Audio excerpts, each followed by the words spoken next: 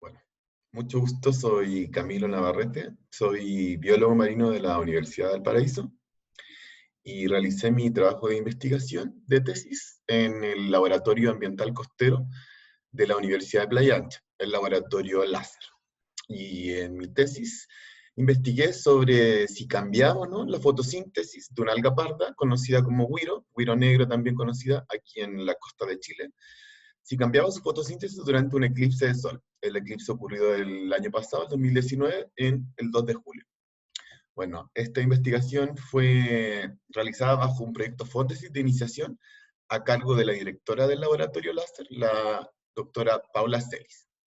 Y bueno, les voy a contar un poco ahora en lo que consistió. Bueno, como un contexto general, sabemos que la radiación solar es uno de los principales factores ambientales que afecta el comportamiento de la vida en el planeta Tierra, permitiendo el funcionamiento de numerosos ecosistemas, tanto acuáticos como terrestres, mediante la interacción de la radiación solar con otros factores ambientales, como pueden ser la temperatura, la humedad, la disponibilidad de los nutrientes, entre otros. Bueno, los organismos que habitan en estos ecosistemas se ven influenciados de forma directa por los ciclos naturales a los que son sometidos, como son el ciclo diario, el ciclo anual, puede ser el ciclo del agua, el ciclo del CO2, entre muchos otros factores y ciclos que pueden estar siendo influenciados. Es por eso que es importante entender cómo estos factores ambientales influyen en el correcto funcionamiento de estos ecosistemas. De acuerdo con el Panel Intergubernamental sobre Cambio Climático, desde 1850 a la fecha, cada década ha sido más cálida que la anterior. Esto es producto del desbalance energético que hay entre la energía que ingresa al planeta Tierra y la energía que es remitida hacia el espacio exterior. Bueno, ¿por qué pasa esto? Porque en las últimas décadas ha habido un aumento en las concentraciones de gases de tipo efecto invernadero emanadas hacia la atmósfera, producto de la actividad antropogénica, lo que ha generado un calentamiento generalizado del planeta, formándose así un cambio climático global. Bueno, producto de este cambio climático global, las variables ambientales pueden sufrir grandes fluctuaciones. Es por eso que estas fluctuaciones pueden provocar cambios en los patrones de tolerancia de los organismos que habitan en estos ecosistemas. Y es por eso que se les denomina factores de estrés ambiental. Y entre ellos puedo mencionar, por ejemplo, el aumento en la radiación solar, aumento en las temperaturas del aire y del mar, también acidificación de los océanos y aumento en las concentraciones de nutrientes en los cuerpos de agua cercanos a la costa. Bueno, algunos de los organismos que se ven fuertemente afectados por todas estas variables y que son fuertemente afectados por su característica sésil o de poca movilidad son las macroalgas, que son consideradas bioestructuradores de los ecosistemas costeros. Y bueno, cualquier cambio en los patrones que puede tener de tolerancia o de resistencia a estas variables va a provocar un cambio en los patrones de distribución, de abundancia y de diversidad en estos ecosistemas costeros. Es por eso que tiene una gran importancia estos organismos de ser estudiados para ver cómo pueden influenciar esto después en todo el ecosistema costero. Y bueno, por otro lado, el sistema climático de la Tierra es controlado principalmente por la radiación solar y las interacciones que tiene combinadas y simultáneas con la atmósfera, con los océanos, los cuerpos de hielo, la superficie terrestre, la vegetación. Todos estos conforman el sistema climático de la Tierra. Bueno, la radiación solar que llega a la Tierra tiene una gran diferencia entre magnitudes y formas y se puede dividir en hartas partes dependiendo de su longitud de onda. Con valores menores a los 400 nanómetros podemos observar la radiación ultravioleta. Con valores que van entre los 400 y los 700 nanómetros de longitud está la radiación visible o la radiación fotosintéticamente activa, ya que esta es la que permite a los organismos fotosintetizadores o fotoautótrofos poder realizar la fotosíntesis. Y con valores mayores a los 700 nanómetros está la radiación infrarroja.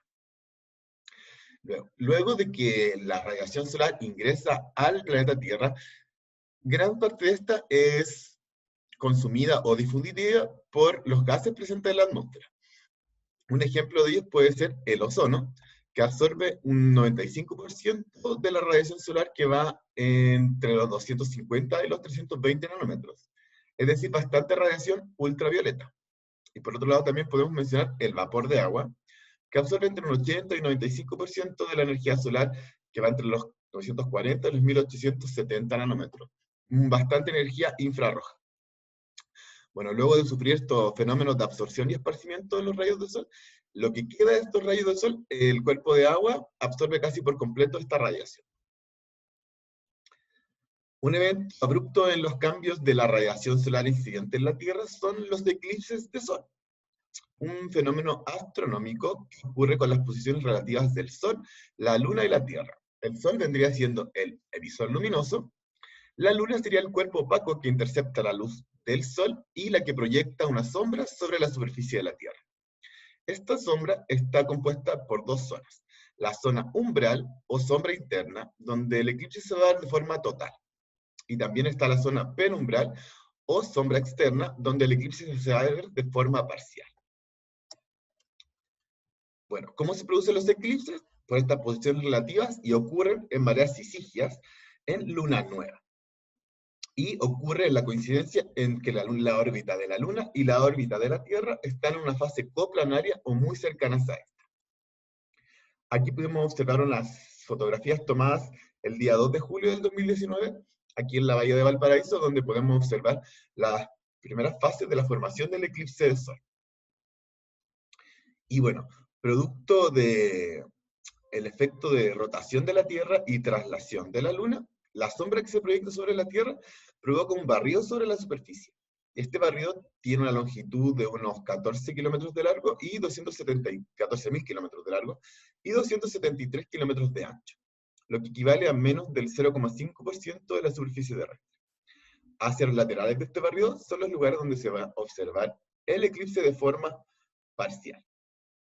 Bueno, en las últimas décadas ha sido de gran importancia estudiar los eclipses y cómo los organismos de la baja atmósfera se comportan en estos cambios de la radiación solar, ya que nos permite utilizar un eclipse de sol como un fenómeno natural, como un laboratorio natural donde podemos observar los cambios que podían tener en el comportamiento diversos tipos de organismos. Por eso que es muy importante y ya es la gracia de poder aprovechar estos momentos para entender cómo los organismos se comportan para poder predecir así quizás cambios a futuro en el comportamiento por los cambios de la radiación solar que pueden existir por cualquier otro fenómeno.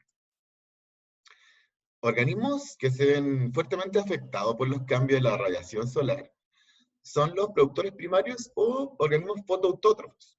Estos se ven fuertemente influenciados debido a que son capaces de sintetizar las moléculas más complejas de sus células a partir de moléculas simples con la ayuda de la energía solar, por un proceso que se denomina fotosíntesis. Por eso que tiene una gran importancia estos cambios de la radiación solar. Bueno, este proceso de la fotosíntesis no solo les permite sustentarse a ellos mismos de alimentos, sino que son los encargados de sustentar de alimentos a todas las otras zonas de la fase trófica y tiene una gran incidencia en toda su estructura, en todo, sobre todo en los ecosistemas costeros.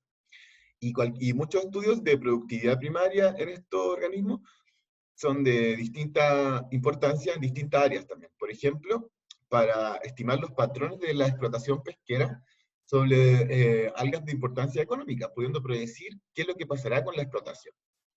O para estudiar efectos de factores ambientales en macroalgas de importancia ecológica, para poder entender cuál es su respuesta o cómo se está comportando sobre estos factores ambientales. O también para estudiar el impacto ambiental que pueden tener actividades contaminantes cercanas a praderas de algas de importancia económica o ecológica de cualquier costa. Bueno, en particular, en este estudio nos centramos en la respuesta que tiene una alga parda sobre un factor ambiental que cambia, que sería la radiación solar producto de un eclipse de sol. Y bueno, estos factores, las respuestas las medimos con indicadores funcionales.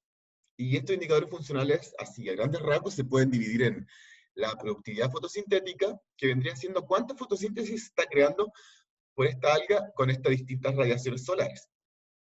Otro también se pueden distinguir las concentraciones de pigmentos fotosintéticos, como la clorofila A, la clorofila C, al ser una alga parda, y los carotenoides. También se cuantificaron sus pigmentos. También se cuantificaron los niveles de compuestos fotoprotectores sintetizados por las algas a los momentos donde había mucha radiación o antes del eclipse de sol. Y también se midió su actividad antioxidante. Bueno, la especie que estudiamos fue Lesonia spicata, conocida como güiro negro, una alga que domina el hábitat rocoso de la zona centro-sur de Chile. Habita la zona intermareal y la submareal somera, y bueno, tiene un color verde oliva casi negro, puede llegar a medir hasta 4 metros de largo, se adhiere a la roca con un disco irregular no macizo de unos 50 centímetros de diámetro.